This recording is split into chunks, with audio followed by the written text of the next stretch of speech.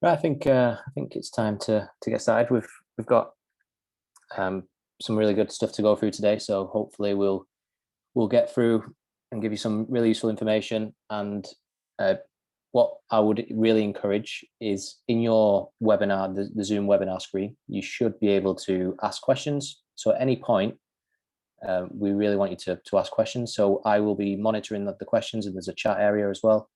Put all of your information into there. Any question, anything that you want us to comment on, put it into that. I'll try and put the questions within the webinar if it's appropriate. But at the end of the session, we'll have a few minutes just to go through any unanswered questions and give you an opportunity to ask any more questions.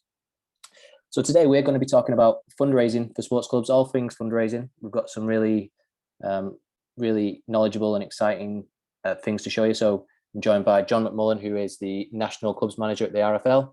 I'll let the guys do more of an intro in a minute. And we've got James and David from Play Fund Win, who wanted to show you some of their information and tools that will help you guys raise more money for your sports clubs. So I'll hand over to James and David now, and they can kind of go on with any more introductions and then carry on with the presentation. Brilliant. All right. Well, yeah, thanks to everyone for joining this evening. I'm going to be Chris Whitty's assistant today, doing the slides tonight. And as Dan said, we'll start with some really useful information from John, and then David will just give a bit of an overview on all things Play Fun Win. So yeah, over to you, John.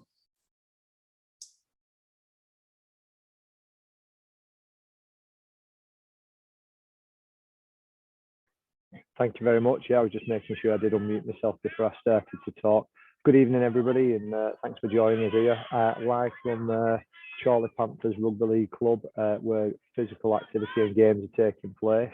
My name's John McMullen. I'm the National Clubs Manager at the Rugby Football League, and we are here to try and support and give examples of some best practice across sport and opportunities that clubs may be aware of but sometimes don't bring to life, because in an ever constantly financially challenging climate, we need to look at alternative ways of bringing funding into sports clubs, and regardless of what they are, I think a lot of that is sharing some good examples of best practice and making sure that you, the clubs, are able to get new ideas and take things that suit you. Everything we talk about tonight is available, and we will be able to share it as well. And if you do have questions like you've already been told, feel free to type them in the chat box, and we'll be able to go through it. So if you don't mind, Professor Chris Whitty, we'll move over the first slide, if that's okay. So I was asked to come on and speak about some of the challenges and opportunities, and we kind of put it in I'm going to call it a set of six from a rugby league perspective. As in a rugby league game, there's 6 tackles and an opportunity to try and score a try. If you don't, then the opposition gets 6 tackles to try and score an opposition. I thought that'd be really useful to bring in. So I will touch on all these a little bit, but it's going through some of the opportunities in relation to grants as the first tackle, club membership and match day as the second tackle, some events that you may do already or build on as tackle 3, sponsorship potentials for tackle 4, utilising, maximising your facilities or sweating your assets that you currently have, and if you don't have, utilising some of the community groups and organisations that are local to you. And then the last one is merchandising and making sure that we can kind of do that. So if I could just ask you to move the slides along again, please. So in relation to grants, there's lots of useful hints and tips that we at Rugby Football believe in. And the first and foremost is actually understand your club, understand your participants, understand the people from your local community, because nobody knows that better than you.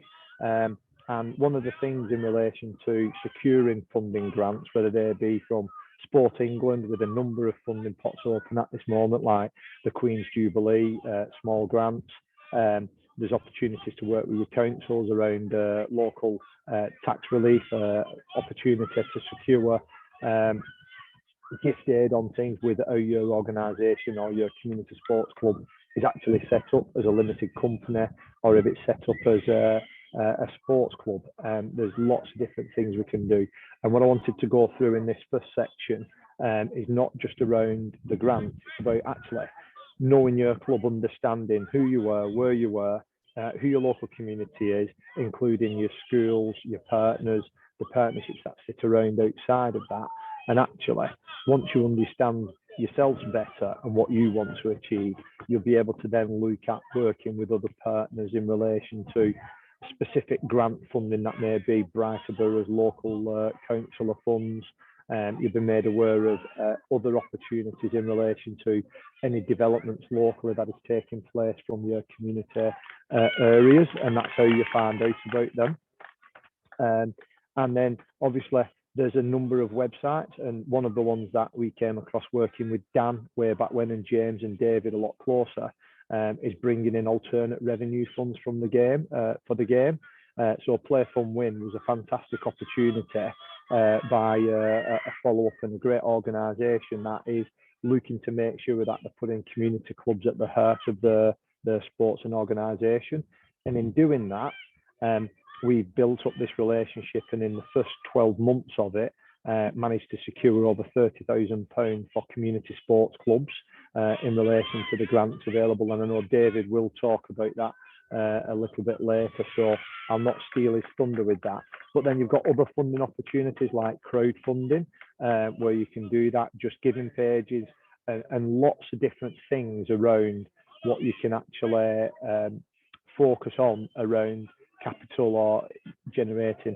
In relation to understanding and knowing your clubs, we do have a couple of toolkits which we're happy to share with any sport. With clubs need to have a health check annually, and in that health check, it's actually understanding where you were, how many volunteers and people you've got in posted positions, understanding where you currently are financially, and what you need financially to run an annual program of your community club's operations. So that's everything from paying your gas, electric, water, and all the way through and up to making sure that you're able to do the value added things like players are in kits, kids are able to access the development needs that they've got within your community environment, and supporting their needs and putting the players at the forefront of everything you're saying and doing.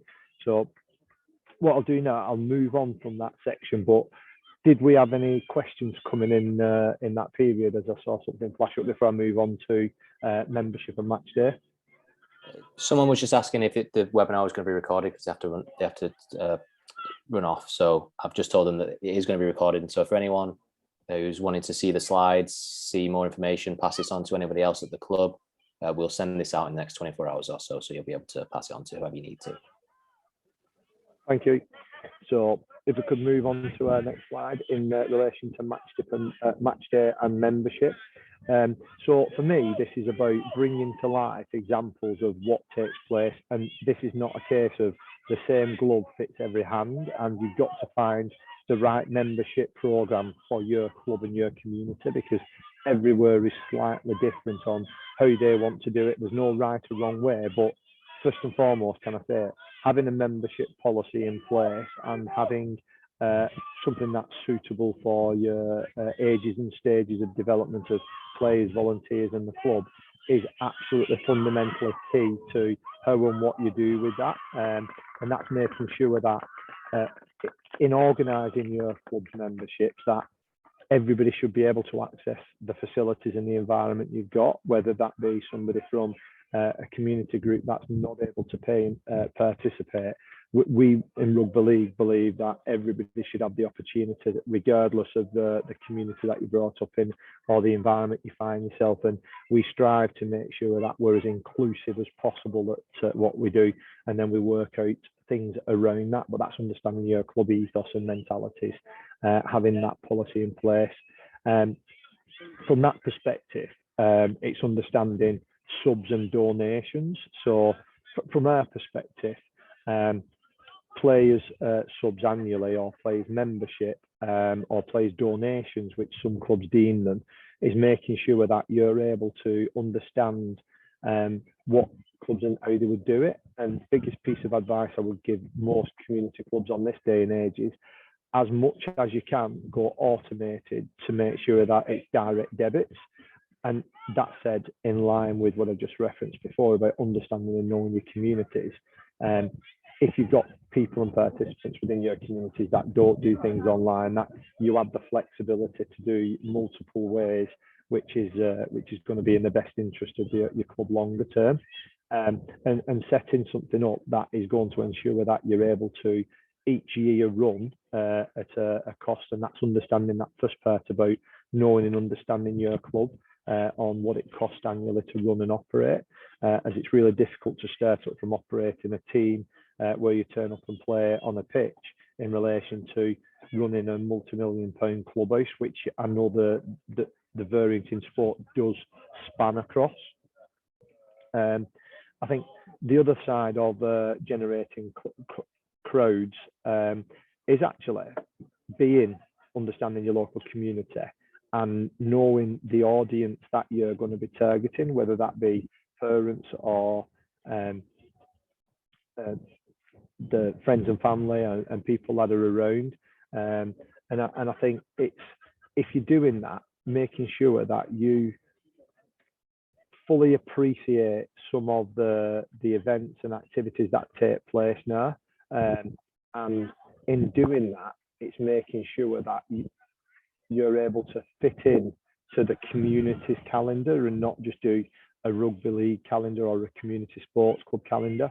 Because what we have found is at times we're going to competition alongside a lot of our competitors and clubs, and what we want to do is remove any of that ambiguity and make sure that we're able to follow up and support anybody to be part and parcel and generating a bit of feel good factor. And to do that, you need to use other things which will come on a little bit later on about visibility and profile in the community, making sure that you're able to access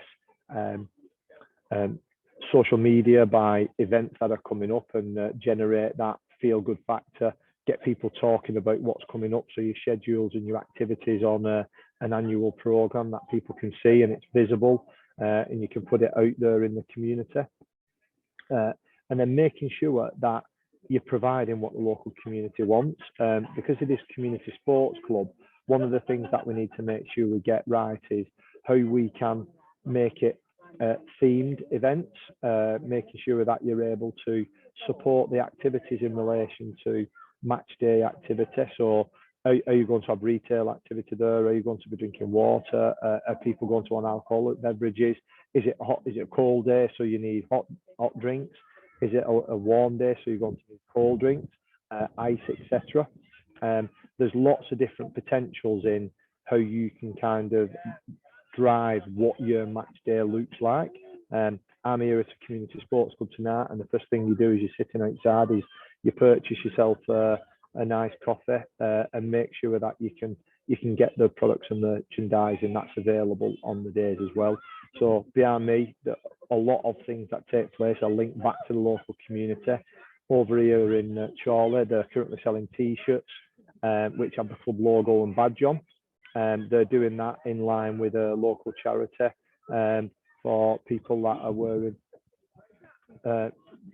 wanting to raise money for specific organisations that they're involved with.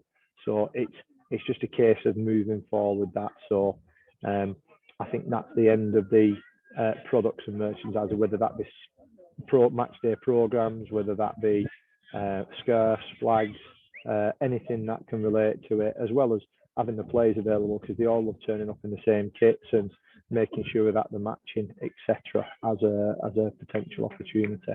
But before I move on to the next slide, have you got any questions? Nothing yet. I've just sent a message in the chat to everyone just to make sure everyone's aware of how to do it for asking questions, but there's nothing come through yet. I think you're explaining it all, you know, in a way that nobody needs any further information. So I'll let you know if there are any that come through anyway. Yeah, so a quick example I'll give on that before we move on from the match day membership, etc., is what we tend to see across the game is juniors fees tend to be about £25 per month, and that would include a polo as they join, and that kind of does vary. And what you do see for that, you get a couple of training sessions a week, and it's about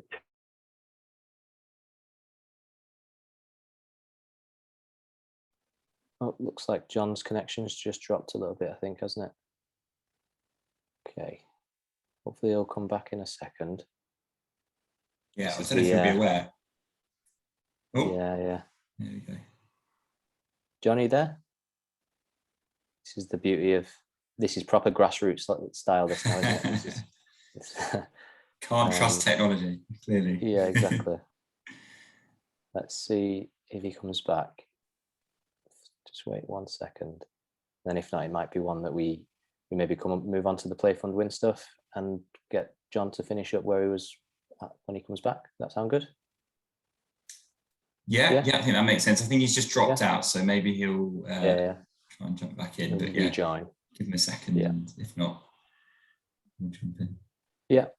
Okay. He makes a lot of interesting points, and a lot of the stuff he does say is, you might think, oh, it's quite common sense, but to put these things into place, once you've got them in place, like these policies, these things, then it'll make your life so much easier. And I'd definitely be looking at the things that John's saying and make sure that you do have some of these things in place. And John's back now, that we were just saying, now this is proper grassroots style of being at the side of the pitch. I couldn't tell you why or how that's disappeared then, as I'm not even moved. I'm in the same seated position. So it is really grassroots and great filling there for me on that front. From my perspective as well, that should include a registration opportunity at the start of the year, making sure that family members are included to come down to it and help them. And then I think also the presentation evenings that happen at the end of it, where kids receive a trophy. They're fantastic opportunities to do that. And where possible, you can tie that back into the local community as well. So if you have a local gym, health club, if you've got local facilities that they can tie into, if you have a regular running lottery system that you can do, and it's just about driving that through that membership program and process. So I'll wrap that one up there, and then we can kind of move on to the next part, which is, from my perspective, one of the key things of the club, and this is where you can absolutely make your club and make sure that you're able to access, I'm going to say, the wider community, because this is that USP, one opportunity you've got in how you deliver your events and what you want to get from those. So from my perspective, every year, I would like to see pre-season events where people can come along and get registered at your club. You tell them about your expectations, your values, your standards, and you use it as a registration night. One way you can get everybody on the system. Two, you can get the bank details and information from them.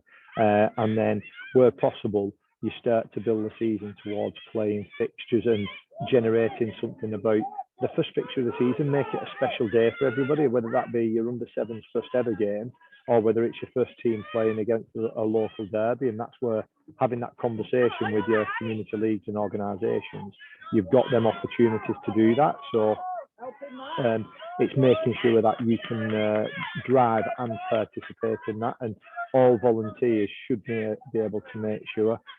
Key things that you need to take consideration with that is, if your home game's away, actually, well, you do it for your second fixture, which is going to be your first home game. And making sure that the location of all these events and function rooms are suitable for what you need to do. Ask yourself questions like, do you need to get tickets? Does the ticket cover the ticket price and cost cover the running of the event? And how are you going to do it? I think formatting that on how you want to do it, with what facilities and what you want to get out of it. The mums want a disco, the dads want drinking facilities for a tea or a coffee, or an alcoholic beverage, whichever way it is. And then making sure you format things so that it's real clear, as daft as it sounds.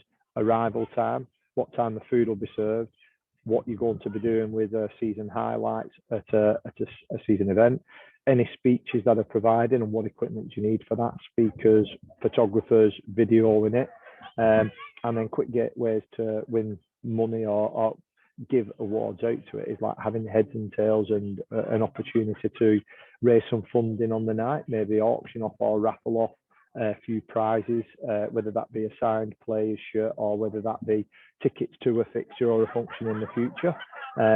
maybe a bit of fun at the end of it, a disco or some sort of fun games and activities. But it's a real potential for you guys to have an input on what that is. We do at the Rugby Football League, and all other sports will do, ticketing deals, whether that be for your local professional club or international fixtures that take place. From my perspective, it's making sure that you're aware of those and you're asking the questions about, do we have this for our sports? Can we go and watch internationals? Can we get to meet people? Is that something that everybody has access to, or is that elite access because you want to put yourselves forward for how you get into that? And then just making sure that as and when you're going through them ticketing deals, that again, it's in the interest of the club and the club are benefiting from that. So I know a couple of community clubs that have relationship with the professional clubs that every year, for every season ticket they sell at the community club, that they get a pushback and they benefit from that as they're going through it. So some of them relationships are just coming from a position of asking a question and not being afraid to ask that question. And then what I think is real key to some of these pre-season events is, what's your budget? Have you allocated a budget for it? Are you doing it from a zero budget perspective? I think then, can you make some of the standard games bigger? How do you make a game bigger? It's easy to amplify some of the fixtures across the season, because you can't do it for all 20 games a year, but actually you might pick 3 fixtures out in the season and say, actually, we're going to go real big on these. We're going to go real hard. We'll get marketing and promotion. We'll put roles and responsibility across some of the volunteers that are interested in that, or speak with your local colleges, universities, to see if they're able to provide people that are going through some development opportunities to get that. And then some standard monthly events. As daft as it sounds, the Darts night down at the Rugby League Club, where everybody has a few pints and enjoys maybe a Thursday night fixture watching the Rugby League on, or Friday. They're things that you can plan monthly, weekly, and annually. And I think doing that is just about generating interest, because the only reason people keep going to these things and turning up is because the people that are actually attending it, and that's why it's building your community around what you've already got. And if they come along and have a good time, they're more likely to come back to it, and get some of the people from within your club that can tell some good stories around why they do it, why they get involved, and become your advocates of doing them types of things. And then I think from my final one is the fundraising dinner. Don't stress yourself out by trying to have too many of these. Centralise it as one club thing, and all the teams and people pull together from it. And you can kind of, if you don't want to have a dinner, you don't have facilities, you can look at alternative fundraising activities like sponsored walks, calendars, ex-players reunions, bagpacking at your local supermarkets, walking to fixtures in relation to the professional game or internationals, looking at doing things tying in around Easter and Christmas, car washing in the summer, a gin evening for the cocktail evening, for people to go out and get dressed up, and then just some of the fun activities that can kind of take place across it in relation to attending or delivering summer camps, rugby competitions, do some fun things like temping bowling, go-karting, paintballing, camping, tours. They're all good ways and examples of generating funding from events or sponsored events. And that, for me, I think kind of puts a close to some of the events opportunities that clubs will get access to. And they can be anything from comedy nights, lamb dancing, casino, poker, golf days, race days. There's a whole host of opportunities we can share with you, not forgetting bonfires night and Valentine's Day as potentials. And yeah, there's lots of opportunities with that. So if I could ask my lovely assistant to kind of progress onto utilising and maximising the facilities. Could I add something to your to the event stuff, John? Is that all right? Can I just add something? Fire away. That'd be great. So I know one thing that my local club is looking at the big sporting events that are coming up as well. So there's a few World Cups, isn't there, this year? There's a Rugby League, World Cup in football, obviously. There's a Women's Euros, I think, it's coming up. So just having that a plan of what big events are coming up in the next 12 months is really useful for you guys to plan around as well. So you could have a barbecue day on, one big match on a Sunday. It's just really useful from what I found from my local club as well. Yeah, spot on. Did we have any questions come in as well, or was that just another typing? Yeah, that was somebody else typing. So no questions yet, but yeah, I'll keep passing them on if something comes in. Yeah, no worries. Well, I think the next part is about utilising and sweating your assets that you do have, and some of them and facilities, it won't work for everybody, but actually locally in your community, there will be a number of community use environments, houses, schools, colleges, etc., that you may be able to get access to do to utilise and maximise that. You've got your playing pitches that you're accessing on a weekend and training nights, and I think from our potential is trying to create a multi-sports club. So don't just always think rugby league, because there's a whole host of different people out there, maybe a walking club or walking groups. There may be opportunity for rounders groups or partnership with your local other sports clubs that play alternate seasons. So there is allegedly a big rift between rugby league and rugby union, but actually the skills are really transferable, and we now work very much in partnership with football, rugby union, cricket as all grass sports pitch, as well as football, that we want to make sure that we're maximising that potential of facilities and making it welcome to everybody. It's not a case of where football they can move on. Actually, it's if we've got facilities and we can accommodate usage and wherever, then we want to make sure our resources and accessing for funding will also increase. With the bigger your club is and the bigger your membership, it will then increase your revenue and the clubhouse takings, etc.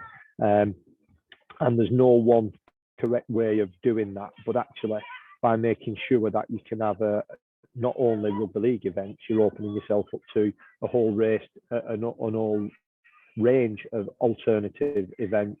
So think weddings, birthdays, funerals, anniversary parties, Valentine's evenings. There's a whole host of things that can take place, and you can book it out on an evening. But at the same time, there's also business opportunity functions where that you can have meetings throughout the days, and you can also have celebratory events. You just referenced one there. We've got a Queen's Golden Jubilee coming up in June, and hopefully around that time we try to maximise the opportunity of clubhouses being used on them weekends when people are off. So specifically looking at some of the which rooms can you hire, what's available, what's not available, etc. I've worked with a local community club to get the NHS utilising that facility as a vaccination centre. This was pre-pandemic, where actually people in that local community needed to go and have vaccinations for school, etc. And all it was a case of sanitising and making sure changing rooms were in a nice space with a reception area. And that could have been used then for rollouts of any injections, winter flu protection for the elderly in the community, and other things like that. It's thinking outside of the box about what can you use any sort of room for. Is there a room that is used that local businesses may want to access and utilise, whether that be meetings, functions, etc. I think parties, half terms, school festivals, school sports days, summer fairs, car boot sales, etc. Think of things outside of what you would ordinarily do. And don't just think as your community clubhouses, it opens on Saturday and Sunday or at evening when they're training. Think about the days throughout the hours. And just behind me, and I don't know if you can see in the window, there's actually a load of kiddie stuff, because they operate a private nursery from this place, and the nursery during the day utilises the facility from 7 o'clock in the morning to 3 o'clock at night, and they've got a great partnership where actually there's services available for the community which they need locally. And I think it's a great way of long-term higher spaces and how you can generate some income from the community opportunities. And I think that's kind of, without going into it too much, a whistle-stop tour of the facilities you've got and the facilities that the local community may want to access. So if we just move on, but has there a question come through? There is a question. It's more on access to big funding pots. So it might be one to come back to at the end, John, if that's all right. I'll capture that in the wrap up, most definitely. So sponsorship. Everybody thinks the middle of your playing kit, and it's going to be a big sponsor for £5,000. Them days are well and truly long gone. It's great if you've got a community partner or sponsor that's prepared to invest in it. But now what we're doing is looking at different ways of breaking it down and blowing it up. And just going from my kid who's down there on the pitch now, I can see at least 3 or 4 different companies which have put different investments on different parts of how you break up the shirt and what you can do. It's about making sure that you're aware of what the cost of the kit's going to be, what the production is going to be, but also at the same time, what will the publicity be, what will be the corporate image. So obviously with children, you're probably not going to be able to get away with gambling, alcoholic, and things that sit outside of it. So you've got to think out of the box and look at companies that align with a community sports club organisation and some corporate social responsibility. So on their firm, we've got a local roofing company that's invested for a few years. We've got the local eating establishments that are on the kit, and it's about creating that public relations and that digital marketing that enhance that product that they've got, looking at the potential of NA patronage, or looking at the potential to give feel good back to people, because I assure you, anybody that does endorse or come into helping and supporting the community clubs, it creates a better feel amongst the community, and it then also gives a good opportunity. Oral St James is an example where I am, and Charlie Panthers, over 300 participants playing throughout the year, and obviously each one of them are going to have parents that are involved in operating within it. So from our perspective, it's making sure that you're able to sell the packages that's right for you. Where clubs sometimes do struggle to sell the main shirt sponsor, a sleeve sponsor, a collar sponsor. I've seen some wacky ideas actually. All of the local clubs, they can come in for, rather than charging a large amount, they're not able to do that. So what I said to them is, look at a way, actually, you charge all the sponsors the same, but you get more of them, and you do a draw to which part of the kit is going to be on, whether that be the back of the socks, whether that be the front or back of the shorts, whether that be the main sponsor, shoulder, sleeve, back, wherever it may be. You charge them all the same price rather than trying to get multitudes of large sponsorship numbers so that you're breaking it down. Because playing kit is quite historic and photos of teams that go well. And what a lot of things tends to happen with sponsorship, we take the sponsorship and then forget about the partner and what their needs are in the community and what they're trying to do. So good practice examples might mean you invite that sponsor down to a game to come and watch and see why it's so good, the investment they're doing. Maybe frame one of the playing shirts, buy an extra one so that you can give it back to the company so they can put it up in their business. Make sure you're getting story on social media and in the paper around launches, advertising, picture press program, etc., so that they can see that wherever you get it, and give them advertisement in your local digital documents. You might do a Matchday program, you might do a physical program, whatever it may be. It's included within the process of what they're trying to do, so that they can kind of see how many matches you're going to have, how many free tickets they get to some of your events that we just spoke about earlier, putting their logos, car stickers, posters up and around with all the people that's involved, and raising the profile of your company. And it's not just thinking about the playing kits, it's about thinking about, actually, they all turn up to it with a jacket on, or they're all coming with a hoodie and a tracksuit. They're coming in shirt and ties for presentation evenings. Whatever it may be, all of them different pieces of kit related to the club could also be an income generator for you. And working with the partners and sponsors, you may be able to make that so that the kids offset the cost and it goes against them. So there's lots of opportunities. And then annually, every game that you take place, you would have your annual sports awards, whatever it may be. They could have sponsorship title rights to some of them. You play with the match, they may sponsor a ball before it. there's lots of different opportunities where you can kind of tie into it, which links me quite nicely to the next slide, which is around merchandising. And we've talked about some of the things there above it, but I think a lot of it comes down to asking your club's members and participants what is it they want, and understanding if you're put in for it, you're going to be able to generate an audience that wants that. So if a tracksuit's 30 quid and you think all the parents can afford it, after speaking to them, then that's a great way. Then if you get a sponsor for it, it might bring it down to 20. If you get a second sponsor, it might bring it down to 10. And some of the good clubs that I've seen have been able to generate it and make it that kids don't need to pay. The walking advertisements for the local community club, still in a respectful, classy manner, that the kit and equipment looks great whilst they're participating.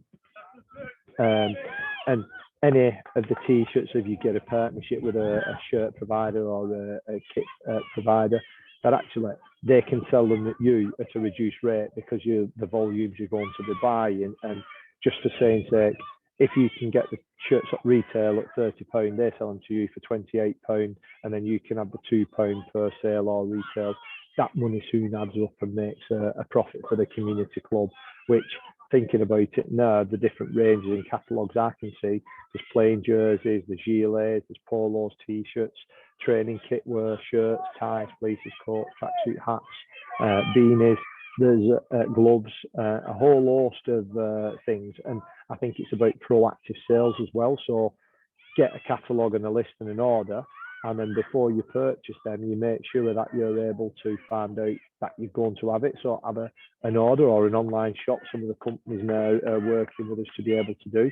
And I think it helps with that whole merchandising and how they sell and retail, so that you're not out of pocket at the end of it. You've got a real asset with some of the kids, junior development, women and girls in the communities we operate within. There's an opportunity for parents and grandparents and others. They may want to buy photos and pictures and videos of your children playing, and you can do small things like key rings, ear frames, photo frames, and lots of other things around that, and digitising it so that they would be able to get that type of thing.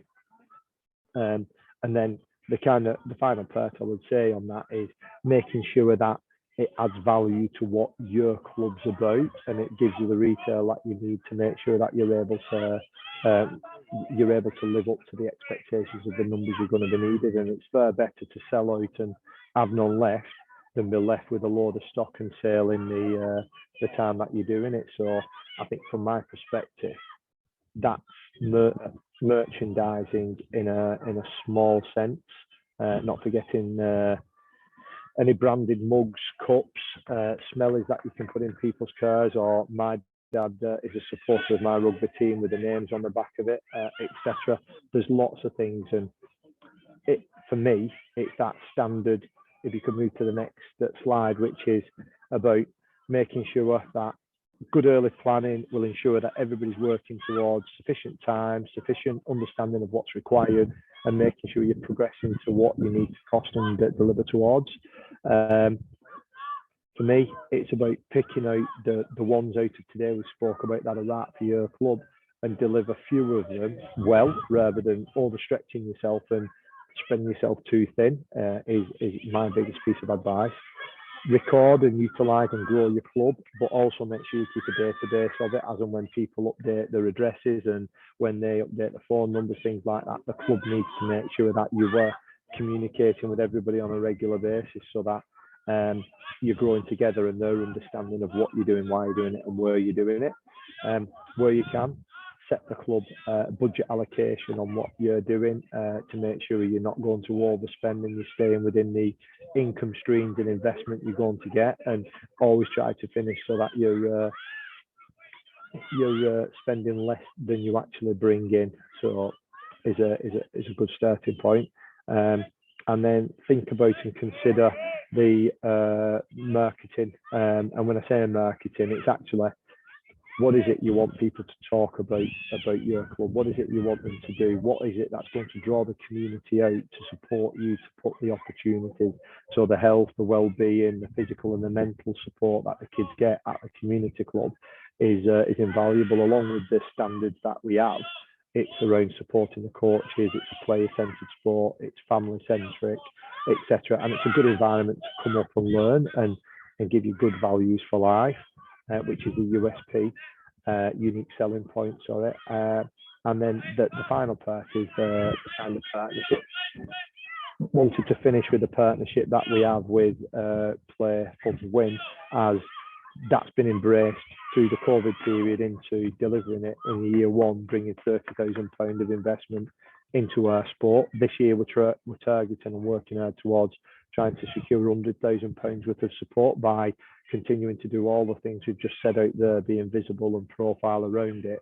And it's not just a short-term partnership we're looking at continuing to work with the partnerships for a period of time that they're comfortable with. We initially set out in the 3-year, but I can certainly see this going further beyond, and it's partnerships with the whole wide community, whatever they be, doctors, the police, the fire stations, the schools, local authorities, councils, doctors, wherever it be. Think of them all and embrace them as a new opportunity and idea. And from my perspective, that's kind of a whistle-stop tour of the information I wanted to kind of cover tonight. And I know you did say there was a question, so if you want to chuck that question open to me, I'll try to do that now. Yeah, absolutely. So Chris mentioned that he is co-founder of one of the newest rugby league clubs in East Anglia. They're currently hosted by a rugby union club, but he's after some advice on how he could access big funding that would possibly lead to them getting their own facility. Yeah, I would always say it's small steps first and foremost. I actually peer reviewed the review on Tuesday for the legacy application you submitted, and you should be hearing back from the community team on that in the next week or so, if you've not heard already. And I think it's understanding where you are and the priority for us. If you've got something with a lot of children, volunteers and people, and you've not really got your own facilities, you've not got the responsibilities and liabilities that come with that, and it's taking small steps before you can run. And realistically, if a club is looking at facilities and things like that, you were looking at a 5 to 10 year journey to secure facilities, etc., sometimes longer. And it's just about making sure you take the small steps and keep growing and growing the number of players, participants, and the opportunities you're providing for the community. So whether that be utilising the facilities you've currently got, or just actually understanding that for the next 5 years you're going to work with this club and continue to grow with them, and keep talking openly and transparently about your potentials, where you'd like to get to. And I know full well from the guys on the call, they do have applications and want to be professional in the future. It's making sure you've got that base that starts us off, and you grow from the bottom. And then when you get to a position that actually you're potentially ready for professional sport, I think that's where you may be able to then start having conversations about do we turn professional. We've got all these youth and junior, these are our future players for years to come, as some of the clubs that have appeared from new-ish areas like Toronto, etc. They've not really succeeded with some of the challenges that sit outside of it. We'd like to build a base, and then once you've got a base, build up from there. Brilliant. Thanks, John. What I'm just going to do is I'll just whiz past. We did have a nice little video here, which people can check out when they get the slides, or have a look on YouTube about the Community Rugby League raffle. I just thought this next slide that you've got here, I think we had some resources, some links as well that we can send out, don't we, John? To sort of take you through to some more information. And you mentioned it was Cask on one of your earlier slides. Yes, so when you're registering and how you're set up as a club around the business opportunity, registering as a community amateur sports club can bring significant benefits for you. And the link's under my name there in relation to looking at what the benefits can and could be for you. So from my perspective, it's go through, have a look at that, There's opportunity to get gift aid on a lot of the money you bring in and tax relief for that. But it's making sure you understand the steps you're taking, and the reason I put the links there is so that you can access that information as a good opportunity. Thanks for the prompt and reminder, James. No, all good, all good. Dan, I don't know if any other questions have come through. No questions open at the minute, so we're good to carry on. Cool. All right, well, I'll hand over to David then. Hi, good evening, everyone. Thanks very much for joining. I will fire through our Play Fun Win introduction because I'm aware that we've got about 15 minutes until kick-off in the Europa League final tonight.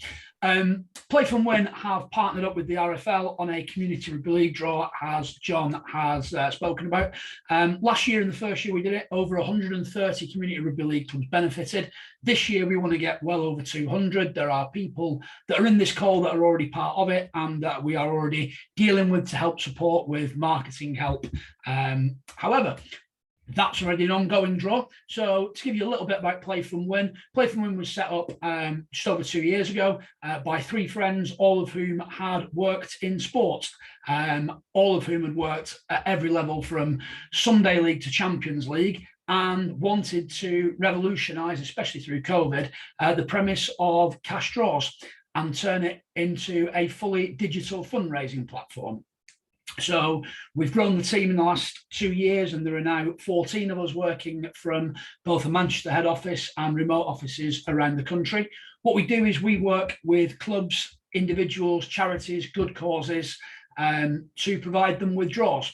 Now, this can be a cash draw, it can be prize draws, it can be a regular ongoing draw, or it can be a one-off if you have, say, a club anniversary or a particularly big game or something like that. We've worked across many different sports in the last couple of years.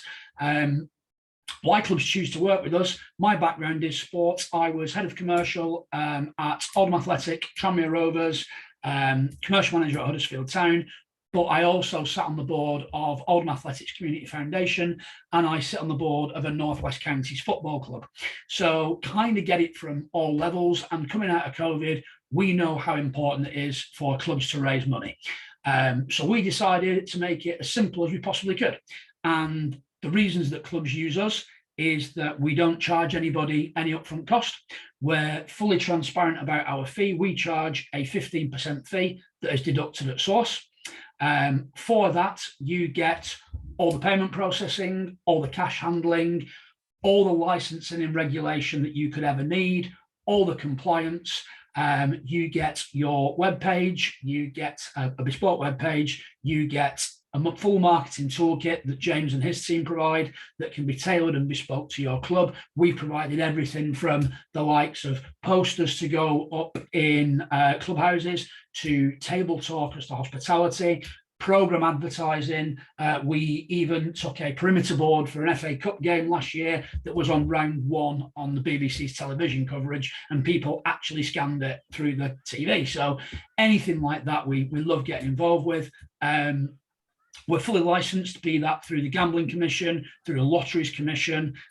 So we take care of all that. We essentially try and take all the hassle out of it for clubs, because we're aware that everybody is staffed by volunteers. And the biggest problems that you have in fundraising for clubs and bringing in new products like this is that who's going to do it? Because you're all volunteers, you're all pushed for time, you are all giving more than enough to your clubs as it is without having to administer something else. So part of what we do is to try and make that as easy as possible for you. We will provide things like social media templates, Instagram graphics. We provide this for every club, be it as a one-off draw or as a monthly recurring subscription draw, at no additional cost. We also provide regular reporting. We are very tightly financially regulated. The question that we always get asked, as you are probably all thinking now, is my money safe? Yes, is the short answer. Very, very tightly regulated through financial standards and services. We've worked with clubs at all levels, from Sunday League to Champions League, across different sports. You can see a selection of some of the clubs that we've we've worked with there, from the likes of Devon Sharks, a rugby league club just outside Newton Abbot, right the way up to Manchester City, who we have regular work with. Next slide, please, Professor James. Many benefits to working with us. You don't pay for the platform for a start. We take care of all licensing and all compliance. We will give you branded marketing toolkits for all your digital needs. And yeah, we don't charge anything up front. And at any point, you can always see where you're up to. We provide regular reporting. Everything we do is fully transparent, with the aim of making it as easy as possible in terms of timescales. If a club was to say, we want to do this, we can have that turnaround set up and ready to go within a week. So no issues on timescales. Let's say we do it for individual events. In terms of rugby league, we have, back in January, we did the Stephen Ratchford testimonial dinner. He had a game against Wigan Warriors, and we did a draw specifically for that game. We also work with Oldham. We did a one-off draw with them in the build-up to the season that will be building up into regular draws as the season goes ahead. So anything, you know, if John mentioned things like fundraising dinners and awards nights for clubs to raise money. If people don't like using cash anymore, which is a genuine concern for some clubs, we can provide that for any of your awards dinners, sporting dinners, anything like that we can provide. James, next slide, please. So on your draw page, we also give additional benefits. So you would go through the draw page to buy a ticket. You can then add in a donation to the club, which can be gift aided through us as well. This is a straight donation, so you know we don't take cuts of that. Also, we have data opt-ins. So if your club is looking to grow through marketing, we can provide you with all the opted-in data. So if you have 100 subscribers to your draw, we can send you everyone that's opted in. You can get their contact details because they'll be interested in other draws and other club news. What that also allows to do is, John touched upon sponsorship.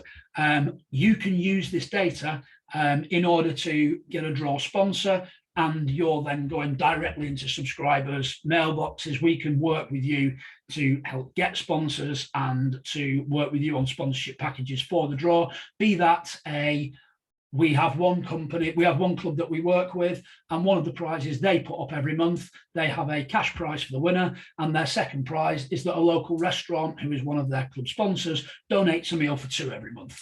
So it's little things like that that are additional experience prizes that don't have to cost the club any money to provide at all, that actually always go down well with supporters. Even little things like a club scarf or a club polo shirt put in each month just attracts people. People don't necessarily do this to win money. Winning money is a great benefit for them, but it is incentivized giving. Also, the way that it's structured through a prize draw, some clubs, certainly clubs with junior sections and community-run clubs, are not allowed to engage with gambling companies. We are very clear that when we run prize draws, we are not a gambling company. This is not covered by the Gambling Commission. Don't get me wrong, for bigger clubs, we can take things like stadium lotteries because we have the gaming licenses, but these draws for your amateur grassroots clubs are not gambling, because having worked with community foundations, any club at any level, your community foundation is not allowed to associate with a gambling company. So we are very strict in that we are not gambling. As best practice, it could be that we allowed 16-year-olds to buy tickets, but we don't. It is 18 plus. That's a decision that we've taken as a company as best practice, rather than going at 16-year-olds. So we reduce the risk at all times of any sort of gambling sort of connotations there. James? Yeah, so essentially we want to work with every club we can possibly work with across all sports and in all areas at all levels. We'll be more than happy to have a conversation about how we could work with you, what we could do for you, and how we could help generate money. We have, in some instances, clubs that run cash lotteries and cash draws, or have existing providers, we have ways of migrating people onto our systems. We can take direct debits, we can migrate in terms of things like that and recurring card payments. We can work with you to revitalise existing draws, add something to them, add a digital element to them. So essentially, we want to help every club raise additional revenue through digital fundraising. So if there's anything that we can help with, I know that our information is being sent out after this with all the webinar details, so that's great. And if anybody does want anything, we will be delighted to help in any way that we can.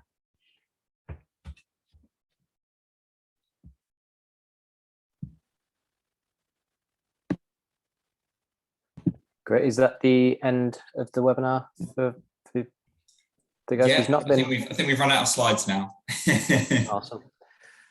Cool. Well, there's not been any questions, so I'll just if anybody has any questions for John, for the guys at Play Fund Win, then now's your chance to ask them. As the guys said, we will be sending the recording of the webinar out. We'll send these slides, and we'll send some contact information for how you can maybe reach out to Play Fund Win and start that conversation. But because I feel like these things that lots of clubs do, but it can always be improved. And I've seen the Play Fund Win system myself, and it is really, really good, and it works. That's the key message there from what I've seen. There's no questions coming so far, so if anybody does have any questions, feel free to reply to the email that you do get with the information about the webinar. But I'd like to thank everyone for joining us today, and I'd like to thank John, James and David as well for joining us and providing some really useful information for everyone. Hopefully you've found it useful, and yeah, long live your fundraising efforts, and hopefully you can really improve and build on what you're already working on. Cool. Thanks. All right, well, see you all later. I'll end it there. Good evening. Take care. Bye. Thank you. Bye. Thanks very much, all. Take care. Thanks. Bye. Bye.